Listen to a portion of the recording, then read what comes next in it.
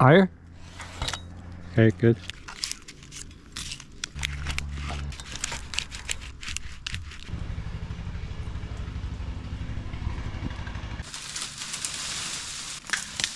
Remember, the bottoms can kick out.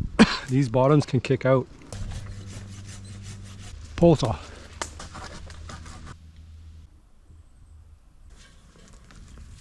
do you think? I don't know. It's pretty good. Reveal Tactacams here. Might as well replace the card and check it at the same time.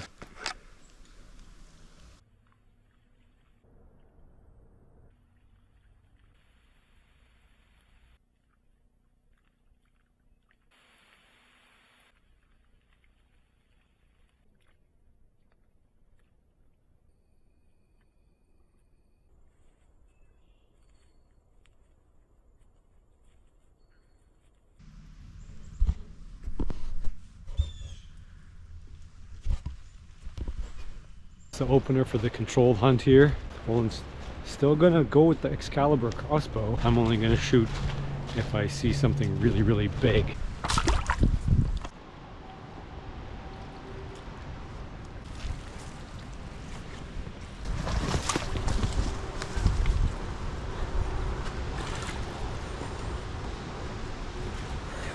There's like huge holes in this.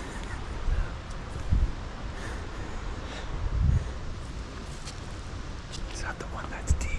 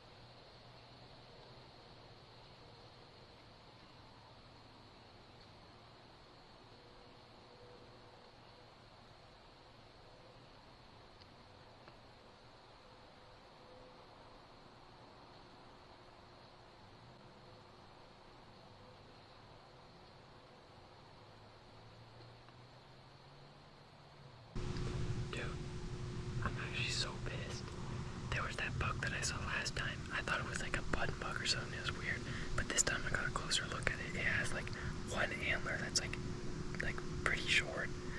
I had like a shot at it too, and I didn't take it. I'm so mad at that. I could have easily caught that.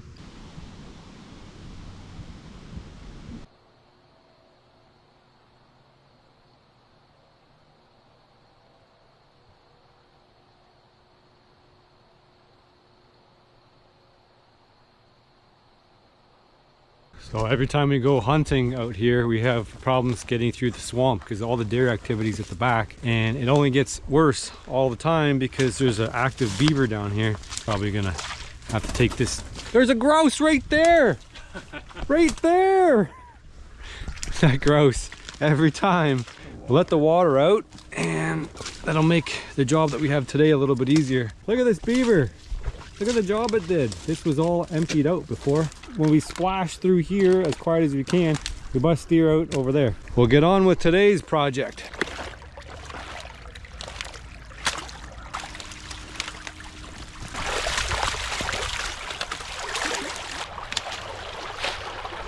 Had a good flow. He'll be in here tonight. All that there is going to drain. It's like a river now. So all that now is going to get flooded. Look at her rip. We didn't get that much flow last time. Goes all the way back over here, so this is all flooded out.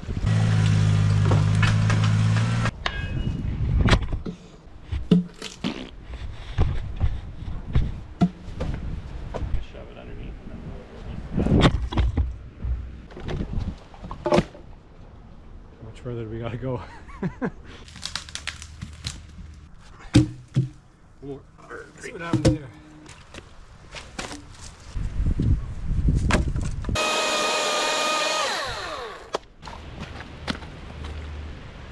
Flattened out now. Just gotta throw logs in there now. I feel like beaver poop in here.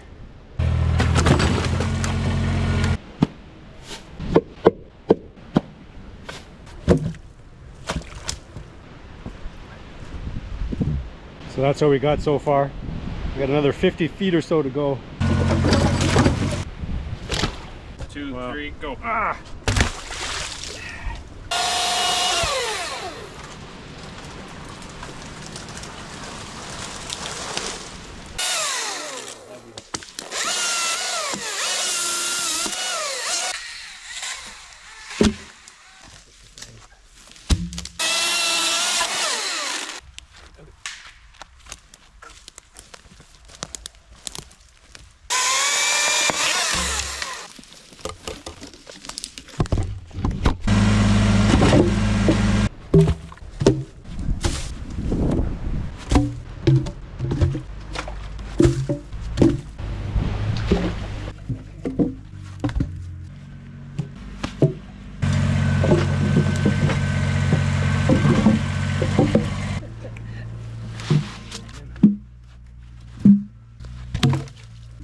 More. See what happens when he drives on it.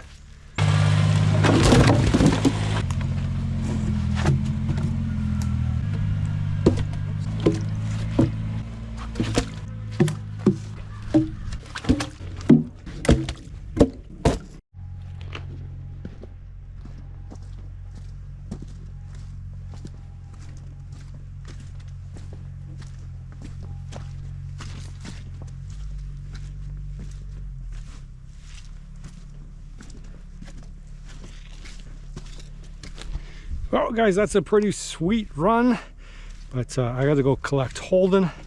We're gonna get going because that sun is about to reach magic hour, and that's when the deer start to wake up. But this is gonna make for an easy walk in and out.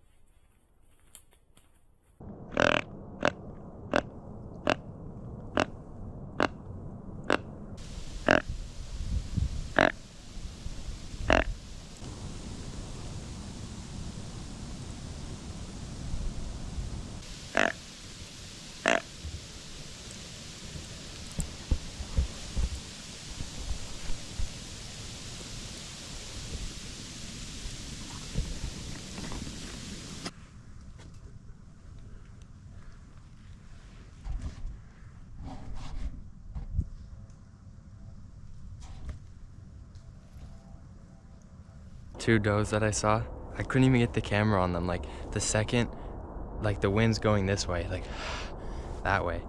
So, and I was sitting here, they came in from that way. So the one was smelling me right away. The other one was like a fawn or something because it was stupid. It was like eating behind me, but I couldn't shoot it because there's a bunch of bushes in the way. Like the older one that knew where I was, it kept smelling, and I was trying to get my bow off, so I'm holding it like this off to the side, and then like I was trying to move it over, and it looked at me for like a minute straight. I'm not even kidding, like a minute, and I'm trying to hold it, and then I'm like shaking like this, trying to hold it because I'm holding it for so long, and it's just staring like at the tree, just like not moving for so long, and then that's really annoying.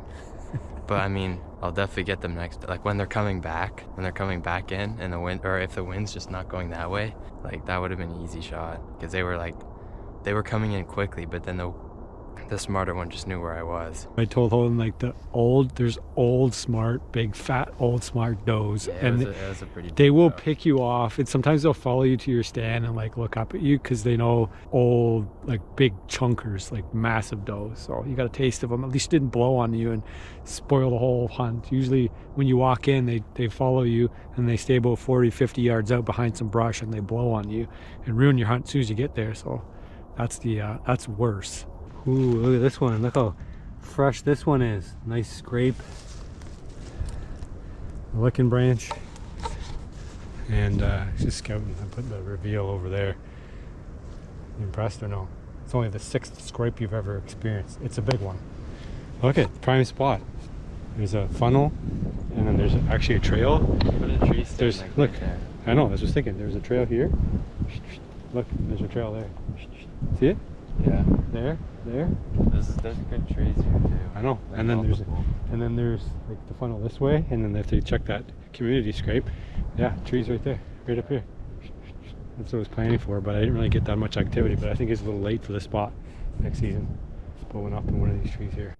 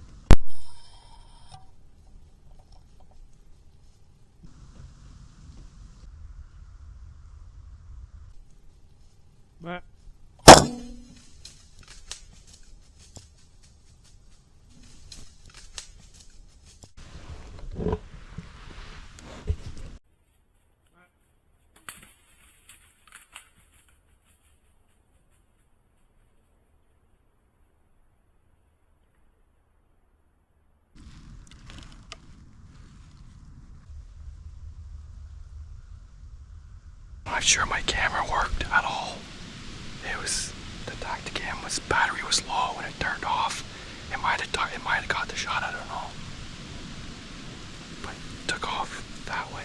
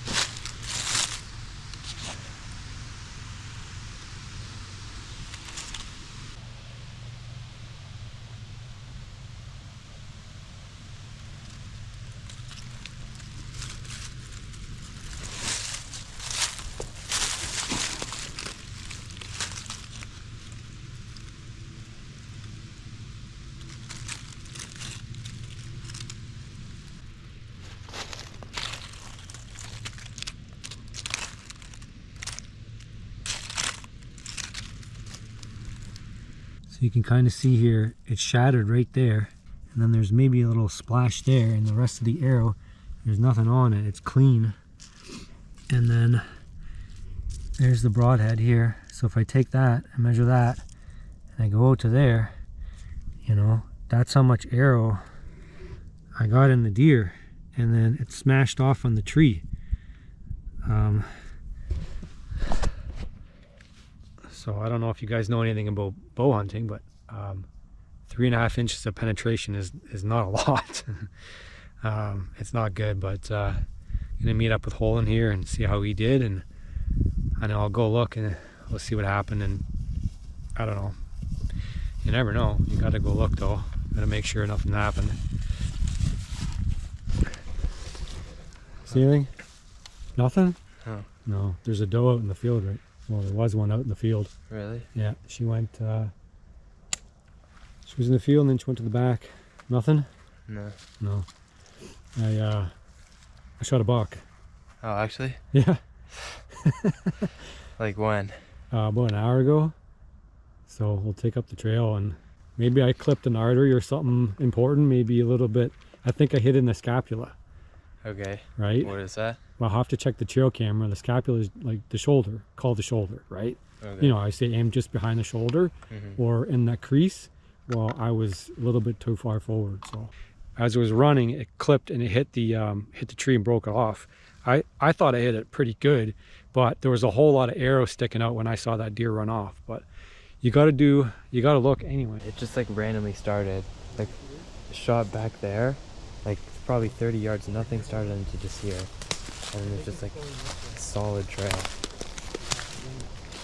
Yeah, it's definitely going that way. There's blood everywhere here. Okay, so the last place there, so... Dude, that's a lot. I know, but which way did it go from here? Walk up a bit, I don't see anything. There's some right there. Holden's just picking it up, no problem. I mean, it's pretty easy tracking on these leaves here. This is like the most solid trail I've ever seen. It just keeps going, and it's so easy to follow. Like I'm basically just walking through the woods right now. It's like I can just see exactly where the next spot is, and there's no like gaps or anything. On 3.5 inches, you're talking like maybe grazing the scapula and taking all of the energy out of the arrow, but not getting the penetration. Like you probably want like 6-8 inches or something just to reach the back wall. It's going to be only a single long. It's probably going to need it overnight, but we'll follow it on the off chance that I hit something a little bit more major. Pretty easy to follow, huh? Yeah, it's like everywhere. Everywhere.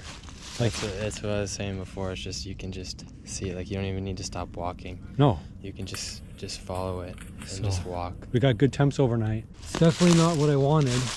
It's got to do about 4 liters of blood loss. 2.5 liters makes it pretty woozy, and I'd say after 200 yards, the amount of blood that we're seeing is pretty steady, easy to follow. That's probably halfway there, at least. Halfway to 4? Halfway to 4 liters, right? So if it doesn't clot up and I hit something good, I'll come back. It should be within 150 yards of there. Of 200 yards where of we the last stop. Yeah, it should be. Okay. Don't you think? Probably. Like that's 4 liters. It's done. So A deer has 9 to 11. How many liters do you think it is to where we stopped to? 2. So then 100 yards liter, is 3. yeah, 1 liter per 4. 100 yards. Pretty Okay. steady blood. Yeah. It's not drip, it's like steady. And so deer's got 9 liters total, 9 to 11 liters on the matured So if it was buck. like half, it's done. Yeah. So like if we push it, you know, we might, if we can track it, it'd be okay. But if we get into some sticky, we're not going to be able to track it anymore, then we're going to lose it. So if we just back out now, we still have a shot at this deer. I tracked it into some pretty thick stuff. 200 yards was about right for last night. And then from there, I tracked about another 180, 200 yards, so 400 yards total into a really thick spot. The blood was not good after 200, but it was really good up until then. And then I just kind of tracked based on what I thought the direction the deer was going, and a lot of open space on the left-hand side where the deer couldn't go, wide open. Right-hand side was thick. I got into thorn bushes and thicket, and some deer jumped up, and I'm pretty sure it was a buck because I heard antlers clatter up against the trees in this thicket, and it took off. So I backed out right away because if that's the deer still alive. I did circle back, and then I found a pool of blood, but not a big pool, about pie plate size, and not kind of super sparse. But if that deer's still bleeding, there's still a chance I can get it. Well, guys, I picked up the trail, and it actually cut into this ditch here. And this ditch is in a funny place, but there's a fence over here, and there's a fence on the other side. So I don't think this deer wants to jump anything. But there's green grass on this side, fence on this side. This here is all open, and he's going to an area he probably shouldn't be going. I've tracked it up here on the side of the ditch, and then he's made a choice. He went across the gravel driveway here, and he went on the right side of the ditch, which is kind of the weird side. And he could head up over here, but it's all open as well. And then he can go to the left. There's a house right here in green grass. So anyway, he's crossed over here, and he went up over here, and I checked all up over here. This is the fence over here, and the grass is over there. This is all open. It's all open over here too with the house. And he went up this way, and there's a little crossing there by that tree. He went across it looks like he went across there, across the road over there. So the only thing I can do now is circle back and go check and grid search over there, but I got to get permission first. So I'll do that, and I'll give you an update. So I got permission over here. So I grid searched that whole woodlot all the way back, and it's all green grass over there. So I have no idea where the heck this deer is going at this point. Well, guys, I just got a call from the farmer, and it's not good news. He's actually sent me a picture. Let me just show you. It's easier to show you than tell you. It's been 4 days, 5 days actually. So you can probably expect the conclusion by now. I've dug back on some of my trail camera pictures, and I noticed that deer had a knee injury, which is obviously why he was going the direction he was going. It was just the easiest way for him to move around. But his knee either had arthritis, like severe arthritis, limping arthritis, or he got something in his knee early on and created a sort of an abscess, but it was swollen probably 3 or 4 times the size of his other knee. So this guy was bound to die at some point. If it was an infection from his knee, it would have burst at some point, and then it would have become systemically infected. That or arthritis would have eventually got the best of him, if that was indeed the case. This deer traveled over 1,000 yards, I would say, so over a mile by the time I tracked him down, and he came back right to his home range, because that's where he felt safe. Whether the coyotes got him before or after he died, we'll never know. It could be a little bit of both, but either way, this guy was a warrior, and he definitely deserves respect as the prey animals that we as humans decide to pursue. I knew that deer was dead, but I've been tracking it for 5 days now, and of all the places it would die is almost back where I started. I'm back on the original property. I'm near the hay bales. This is an open spot. I was getting trail camera impressions of coyotes in the area, so they must have been dogging it yesterday in the heavy rain, but they just demolished this thing. To me, it's not about just finding the animal, it's about learning, and every time I do this I learn something. Some people might say 3.5 inches of penetration, it's not enough, but I had every sign in the world telling me that this deer was dead. If nothing else, you're gonna learn something from going to look, and that will educate you as to whether you wanna make that shot again. And obviously I didn't plan on that shot, but nice deer, but no meat for me. And of all the places in the world, he left himself. The deer left himself exactly where he knew he would be found. After all that, he must have sensed that I really wanted to know what happened. And this is probably the only way it would have happened, is if he dropped himself in front of the hay bales so that the farmer would find it, and then he would let me know. I'd like to thank my sponsor, Cabela's Bass Pro Shops Canada. Obviously get all my gear there for hunting, fishing, camping, outdoors, and all that good stuff. You know, you feel bad because something died, but coyotes got to live because of it. And unfortunately, I get nothing, no meat.